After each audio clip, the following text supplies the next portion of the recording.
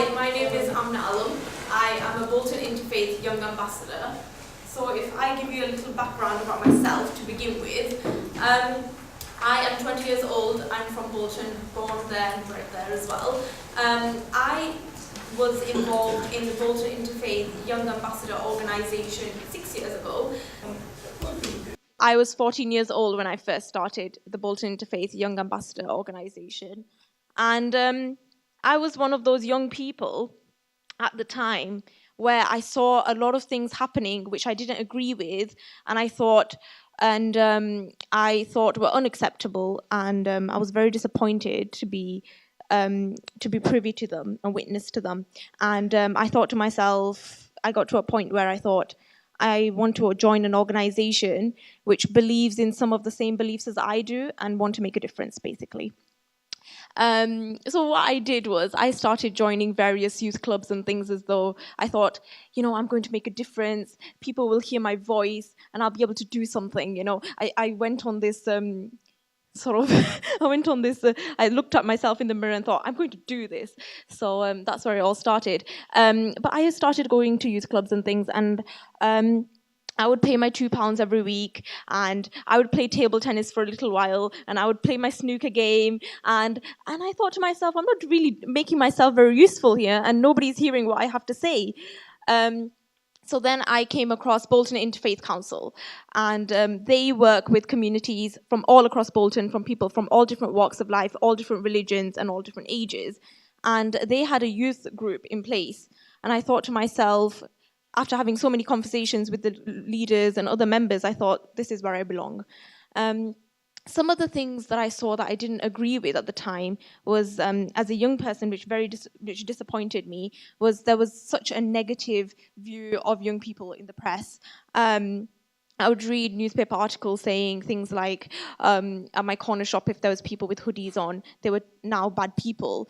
I would read things like, if a young person were in a group, there was lots of boys, and they were wearing, religious headwear or something, they would be considered bad people. This disappointed me because I was a young person of that generation, and I thought to myself, that's not true, that's incorrect. And that's how we came about doing something about it. So why did we decide to do this?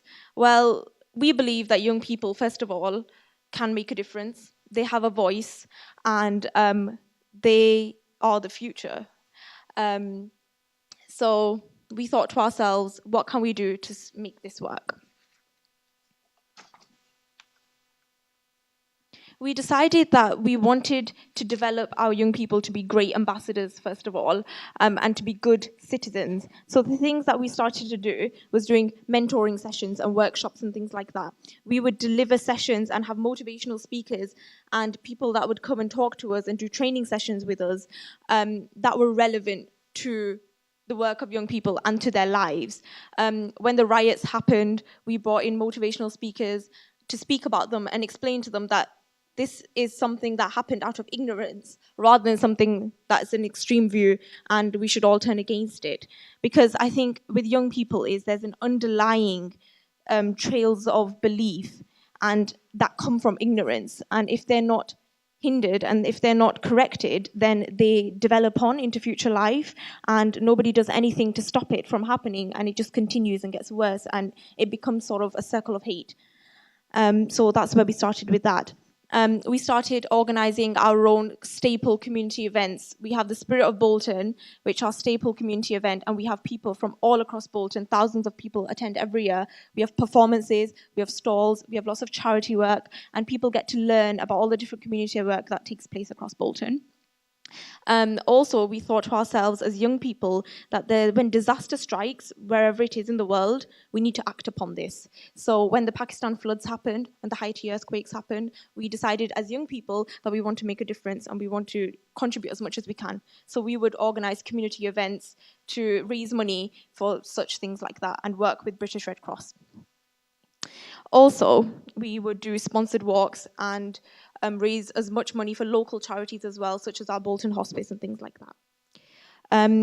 Every year, our mayor has an inauguration ceremony, And every year, people talk from different faith groups and from different education systems and things, and they're all adults. And we thought to ourselves, as Bolton Interfaith Council, that we want to put young people forward to speak at the mayor's inauguration ceremony to say young people have a voice and this is what they believe. So for the first time, I think it was 4 years ago, young people spoke at the mayor's inauguration ceremony. We also believe that we should develop our young people to have good general life skills, public speaking skills, debating skills. They should be inspirational people. And so we would have lots of events and things where the young people can interlink with the elderly and primary school children, because our ages range from about 11 till about 21. So we have quite a big age range, and there's about 30 of us. Well, we started off the group thinking it was going to be a girls and boy group, but more girls just joined and now it's a girls group.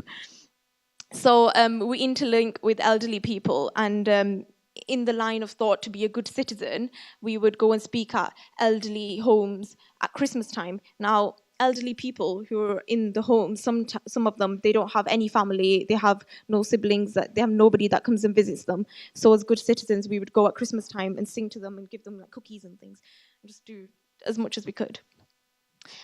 We have an event which takes place for Eid, Diwali, and Christmas, which is for elderly people. And we as young people go there and we perform there, we do dramas for them, and we sort of create that bond between people of two completely different generations, but believe in the same things.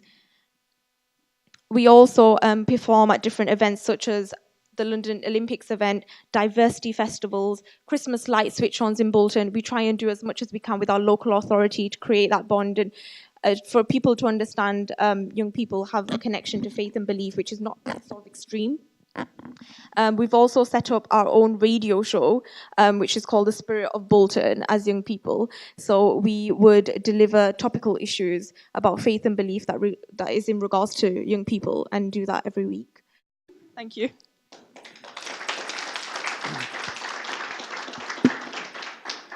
Rachel. How you organise yourselves? Who helps you to do the stuff, or is it all voluntary within your group?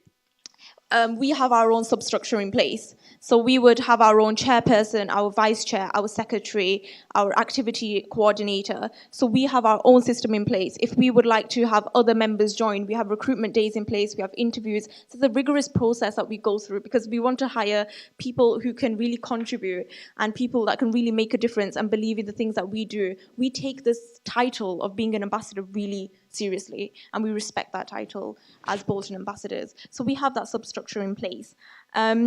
So in terms of the events that we organize, the way we organize ourselves per week in meetings and such things, we do it all of ourselves. It's all voluntary. None of us get paid for any such thing. But the rewards are there in itself. I wouldn't be where I am in my position in this day and age if it wasn't for the group, in terms of confidence, in terms of the friends that I have, in terms of the team building skills that I've gained. All of our young ambassadors, they have been nominated for Bolton Young Women of the Year awards. I've been awarded the Princess Diana Award for charity. So there is rewards there to be learned. And yeah, it's all done by ourselves. One more question. One is from A5 in Redbridge. How was the scheme pioneered? Like, what's its history? Sorry? What's the history of the scheme? Like, how was it pioneered? Well, we are an extension of Bolton Interfaith Council. So we have a strategic leader for Bolton Interfaith Council, which sort of helps us to coordinate everything that happens per week. What happened was the Bolton Interfaith Council, they have extensions that they do themselves. So they would do faith trails and work with children of secondary education, higher education, primary education.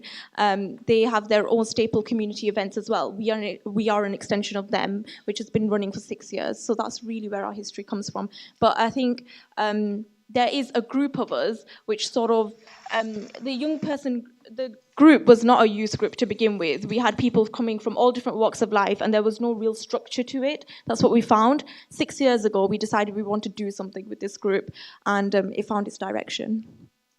Thank you.